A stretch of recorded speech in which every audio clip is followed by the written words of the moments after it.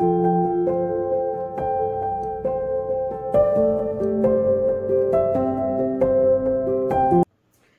मित्रांनो, दमा म्हणजे काय, दम्याची लक्षणं काय, यात आनुवंशिकताचा काय रोल आहे, या संदर्भात बऱ्याच शंका लोकांच्या मनात असतात.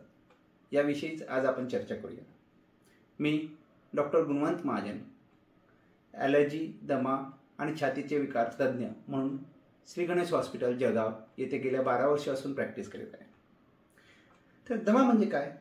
दमा हा एक श्वासमार्गाचा असा आजार आहे की ज्यामध्ये श्वासमार्ग अरुंद होत असतो. नॉर्मली श्वासमार्ग हा असा असतो, तर दम्याच्या पेशंटमध्ये हा श्वासमार्ग अरुंद होत असतो. आणि हे अरुंद होणं हे परमनंट नसतं, तर मध्ये मध्ये होत असतं. साधारणपणे रात्री किंवा सकाळी सकाळी हे जास्त प्रमाणात होते, म्हणून अशा रुग्णांना त्यावेळेस लक्षणं जास्त जाणवतात. जसं श्वास घ्यायला त्रास होणं, दम लागणं, श्वास न मिळणं, खोकला येणं, छातीतून शिटी वाजल्यासारखा आवाज येणं, छाती भरून येणं, अशी लक्षणे या लोकांना जाणवतात. ही लक्षणे प्रामुख्याने रात्री आणि सकाळी सकाळी जास्त असतात आणि दिवसाच्या वेळेनुसार जसं ऊन वाढतं तसं ही लक्षणे कमी होतात. तसेच या रुग्णांमध्ये सीझनच्या हिशोबाने त्रास कमी जास्त प्रमाणात होऊ शकतो. काहींना थंडीच्या दिवसात हा त्रास वाढून येतो. आता दमा आणि दम ह्या दोन गोष्टींमधला फरक जाणून घेणं गरजेचं आहे. दम लागणं किंवा धाप लागणं हा एक लक्षण आहे, हे आजाराचं एक सिम्पटम आहे. आणि दमा किंवा अस्थमा हा एक आजार आहे. दम लागणं किंवा धाप लागणं हे दम्याव्यतिरिक्त COPD, ब्रॉन्कायटिस, ILD, ब्रॉन्किएक्टेसिस अशा श्वासमार्गाच्या बऱ्याच आजारांमध्ये जाणवू शकतात. त्यामुळे तुमच्या परिचित एखाद्या व्यक्तीला जर दम लागतो किंवा श्वास घ्यायला त्रास होतो, याचा अर्थ त्याला दमाच आहे असं नाही, तर यापैकी कोणताही आजार तो असू शकतो. त्यामुळे तज्ज्ञ डॉक्टरांना दाखवून नेमकं निदान काय आणि ट्रीटमेंट काय ते आपण तपासून घेणं गरजेचं असतं. आता दमा कोणत्या वयात होतं? तर दम्याला वयाचं बंधन नाही.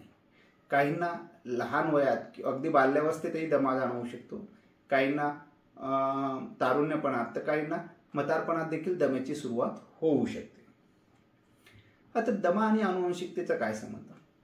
तर दम्यामध्ये एक 20 ते 30% लोकांमध्ये आनुवंशिकता असू शकते. याचा अर्थ जर आईवडिलांना दमा असल्यास, त्यापैकी पालकांपैकी एकाला दमा असल्यास, तर त्यापैकी एक 15 ते 20% मुलांना दमा असू शकतो. आणि दोघं पालकांना दमा असल्यास पाल्यांमध्ये दमा होण्याचं प्रमाण 40 ते 45% असू शकते. याचाच अर्थ काय, जरी पालकांमध्ये दोघांना, एकाला किंवा दोघांना दमा असला तरी मुलांना तो दमा होईलच असं नाही. बरं, आनुवंशिकतेव्यतिरिक्त दुसरे दम्याचे कारण काय? आनुवंशिकतेव्यतिरिक्त समजा ज्या मुलांच्या गर्भावस्थेत वाढ पूर्ण झाली नाही, ज्यांचा जन्म लवकर झाला आहे किंवा बाल्यावस्थेमध्ये त्यांना वारंवार काही इन्फेक्शन झाले, अशांमध्ये फुफ्फुसाची डेव्हलपमेंट, विकास व्यवस्थित प्रकारे होत नाही आणि अशा लोकांना दमा होण्याचं प्रमाण असतं. ॲलर्जी हे दमा होण्याचं मेन कारण आहे. ज्यांना ॲलर्जीचा त्रास असतो, ज्यांना सर्दी, शिंका, ॲलर्जिक सर्दीचा त्रास असतो, अशापैकी 30% लोकांना भावी आयुष्यात दम्याचा त्रास लागू शकतो. या व्यतिरिक्त हवेतील पोल्युशन, केमिकल केमिकलचं किंवा इरिटंटचं एक्सपोजर असे देखील कारण दमा होण्यासाठी कारणीभूत ठरू शकतात. ॲलर्जी आणि दमा यांचं बरंचसं हे आजार सोबत चालतात. त्यामुळे बऱ्याच रुग्णांना ॲलर्जिक दमा किंवा ॲलर्जिक रायनायटिस विथ दमा असं म्हटलं जातं. आणि या रुग्णांची ट्रीटमेंट करताना ते दोघी घटक लक्षात घेऊन त्यानुसार ट्रीटमेंट करणं गरजेचं पडतं. आता या आजाराचं निदान कसं करायचं? यासाठी एक फुफ्फुस क्षमता चाचणी किंवा PFT म्हणून टेस्ट असते. आता त्याचं पुढचं वर्जन FOT म्हणून ॲडव्हान्स टेस्ट अवेलेबल आहे, की यामध्ये फूक मारून, एका मशीनमध्ये फूक मारून फुफ्फुसाची क्षमता किती ते जाणून घेतलं जातं आणि त्यानुसार तुमच्या आजाराची तीव्रता किती, आजार किती प्रमाणात आहे, दमाच आहे का दुसरं कोणतं आहे, हे आपल्याला ओळखायला मदत होते. या आजाराची ट्रीटमेंट काय? तर दम्याच्या ट्रीटमेंटमध्ये इन्हेलर्स किंवा पंप हे सर्वात उत्तम औषधापैकी असतात. इन्हेलर कसे वापरावे, त्याचे काय इफेक्ट, काय फायदे तोटे या संदर्भात एक स्वतंत्र व्हिडिओ आम्ही आमच्या यूट्यूब चॅनलला प्रदर्शित केलेला आहे. दमा हा एक असा आजार आहे की तो खूप चांगल्या प्रकारे कंट्रोल करता येतो.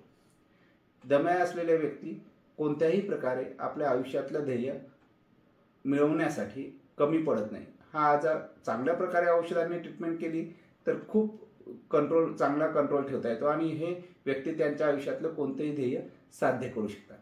म्हणून दम्याच्या बाबत कोणतीही गैरसमज मनात ठेवू नका. तुम्हाला किंवा तुमच्या ओळखीच्या कोणाला त्रास होत असल्यास त्यांना तज्ज्ञ डॉक्टरांकडे भेटून योग्य ते मार्गदर्शन आणि ट्रीटमेंट करून घेण्यास सांगा, जेणेकरून त्यांचा त्रास पूर्णपणे चांगल्या प्रकारे कंट्रोलमध्ये राहील. या संदर्भात कोणतीही शंका असल्यास किंवा सल्ला घ्यायचा असल्यास आपण आमच्या हॉस्पिटलला कधीही येऊ शकता. आजचा व्हिडिओ कसा वाटला या संदर्भात आम्हाला जरूर कळवा. नमस्कार.